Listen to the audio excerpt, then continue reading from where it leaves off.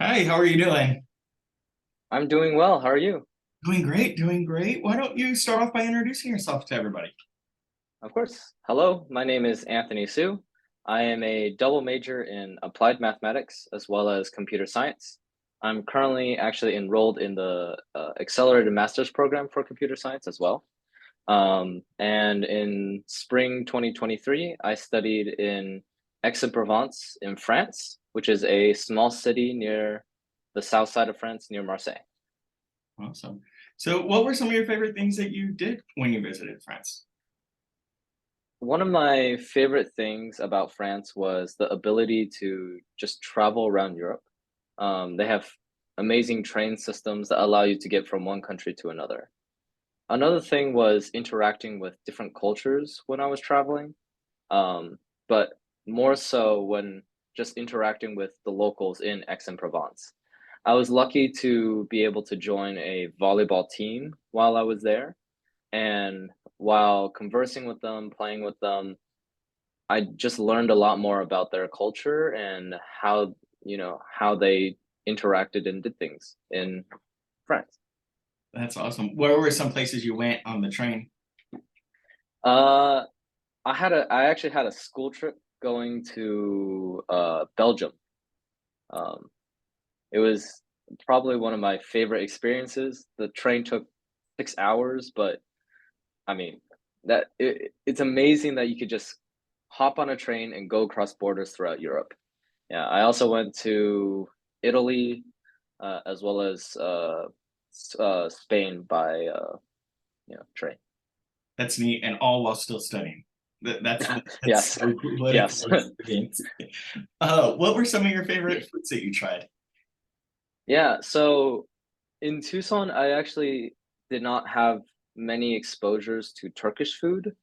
Um, so when I got to Aix-en-Provence, I was craving some sort of chicken and saw kebab, and I was like, oh, chicken on a stick. That'd be perfect. I was so wrong. This was the Turkish doner kebab, and it was honestly one of my favorite things to eat there. Um, in X specifically, you can get these doner kebab like wraps for €5, and I would just have them almost every day for lunch because they were cheap, they were great, and they tasted really good. So. What was in them? What made them different than the kebabs that we know? Um, so their theory of kebab is, well, it's not a shish kebab, right? So it's not just like meat on a stick. It's it's more like what we think of shawarma. So a lot of stacked meat on a rotating sort of um uh I guess stick while being heated up on the outside, and they'll shave it off. They'll take a wrap, put that meat in, lettuce, tomato, onions, and then some sort of sauce, as well as throwing in some fries and just wrapping that up.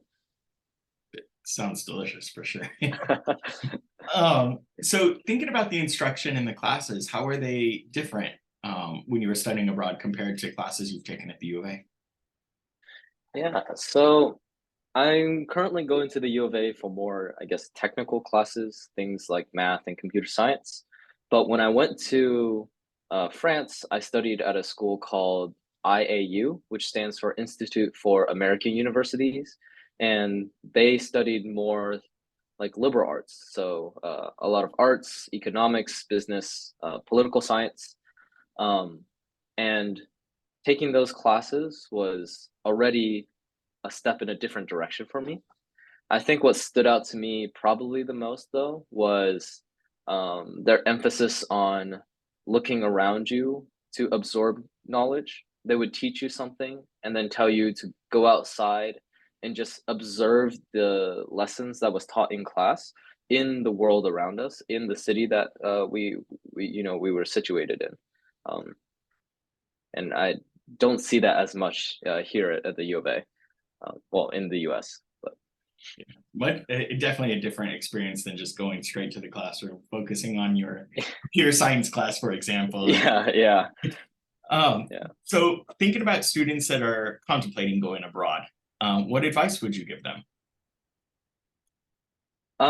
I think that if you have the time and money and opportunity to do so, it could be a way to explore your boundaries and experience new experiences.